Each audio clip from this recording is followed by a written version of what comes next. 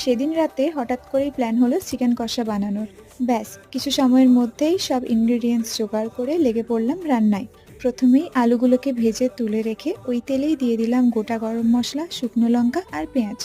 পেঁয়াজটা একটু নরম হতেই আদা রসুন বাটা ও টমেটো পিউরি দিয়ে ভালো করে ভেজে নিতে হবে।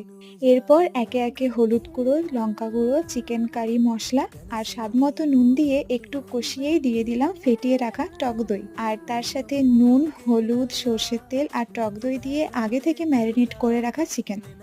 এরপর মশলার সাথে ভালোভাবে চিকেনটাকে মিশিয়ে দিয়ে দিলাম আগে থেকে ভেজে রাখা আলুগুলো। ব্যাস এরপর আর কি, ঢাকা দিয়ে দিয়ে চিকেনটাকে খুব ভালো করে কষিয়ে নিতে হবে। মশলা থেকে তেল ছেড়ে দেওয়ার পর দিয়ে দিলাম চেরা কাঁচা লঙ্কা আর টেস্টটাকে ব্যালেন্স করার জন্য দিয়ে দিলাম সামান্য একটু চিনি। এরপর একটু গরম জল অ্যাড করে ফুটিয়ে নিলেই রেডি টেস্টি টেস্টি চিকেন কষা। রেসিপিটা কেমন লাগলো অবশ্যই জানিও।